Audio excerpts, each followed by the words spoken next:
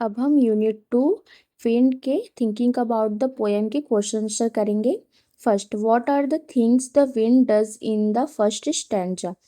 पहले छंद में हवा क्या क्या करती है। Answer, in the first stanza the wind breaks the shutters of windows, scatters papers, throws down books, tears their pages and brings rain। पहले छंद में हवा खिड़कियों के शटर तोड़ देती है। In the first stanza the wind breaks the shutters of windows, कागजों को बिखेर देती है। स्कैटर्स पेपर्स, किताबों को नीचे गिरा देती है। थ्रोज डाउन बुक्स, उनके पन्ने फाड़ देती है। टीयर्स देयर पेजेस, और बारिश ले आती है। And brings rain. Okay. Second, have you seen anybody winnow grain at home or in a paddy field? What is the word in your language for winnowing? What do people use for winnowing? Give the words in your language if you know them। क्या आपने कभी किसी को घर पर या धान के खेत में अनाज फटकते हुए देखा है? आपकी भाषा में अनाज फटकने के लिए क्या शब्द है? लोग अनाज फटकने के लिए किस चीज का इस्तेमाल करते हैं? अगर आपको पता हो तो अपनी भाषा के शब्द बताएं। Answer, yes, winnowing is seen in villages.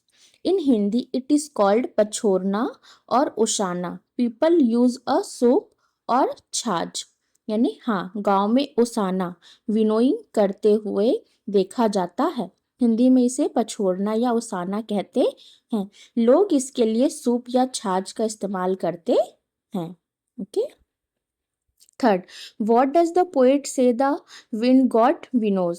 कवि के अनुसार पवन देवता किस चीज को फटकते हैं? Answer, the poet says the wind god winnows weak things like houses, doors, wood, bodies and leaves. कवि कहते हैं कि पवन देवता कमजोर चीजों को जैसे घरों, दरवाजों, लकड़ी, शरीरों और जीवनों को ओसकर अलग कर देते हैं। Okay. Fourth, what should we do to make friends with the wind. हवा से दोस्ती करने के लिए हमें क्या करना चाहिए? Answer, to make friends with the wind we should build strong houses and make our body and heart strong. यानी हवा से दोस्ती करने के लिए हमें मजबूत घर बनाने चाहिए। To make friends with the wind we should build strong houses, और अपने शरीर और मन को भी मजबूत बनाना चाहिए। And make our body and heart strong. Okay. Fifth, what do the last 4 lines of the poem mean to you. कविता की आखिरी 4 पंक्तियों का आपके लिए क्या मतलब है? Answer, the last lines means that the wind destroys the weak but makes the strong even stronger. यानी आखिरी पंक्तियों का अर्थ है कि हवा कमजोर चीजों को नष्ट कर देती है। The last lines mean that the wind destroy the weak, लेकिन मजबूत चीजों को और भी अधिक मजबूत बना देती है। But makes the strong even stronger. 6. How does the poet speak to the wind? In anger or with humor? You must also have seen or heard of the wind crumbling leaves. What is your response to this? Is it like the poets?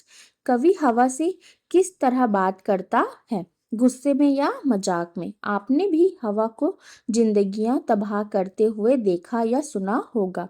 इस पर आपकी क्या प्रतिक्रिया है? क्या यह कवि की प्रतिक्रिया जैसी ही है? Answer, the poet speaks in a mix of anger and advice. Like the poet, we should not fear the wind but become strong. कवि कुछ गुस्से और कुछ सलाह के मिले जुले भाव में बात करते हैं। The poet speaks in a mix of anger and advice. कवि की ही तरह हमें भी हवा से डरना नहीं चाहिए। Like the poet we should not fear the wind, बल्कि मजबूत बनना चाहिए, बट बिकम स्ट्रॉन्ग। ओके।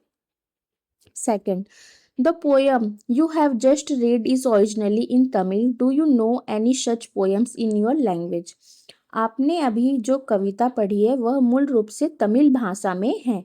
क्या आप अपनी भाषा में ऐसी कोई कविता जानते हैं? Answer, yes, In Hindi, poets like Suryakant Tripathi Nirala and Subhadra Kumari Chauhan have written poems about nature.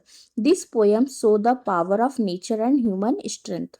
हाँ, हिंदी साहित्य में सूर्यकांत त्रिपाठी, निराला और सुभद्रा कुमारी चौहान जैसे कवियों ने प्रकृति पर कविताएं लिखी है. Yes, in Hindi, poets like Suryakant Tripathi Nirala and Subhadra Kumari Chauhan have written poems about nature. ये कविताएं प्रकृति की शक्ति और मानवीय सामर्थ्य को दर्शाती है.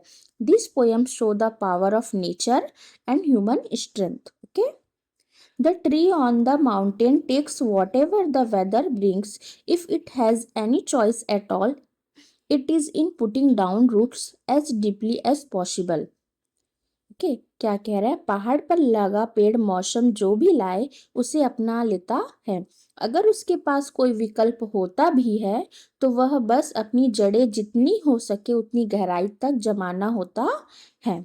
इसके राइटर कौन है? कोरी टेन बुम. ओके.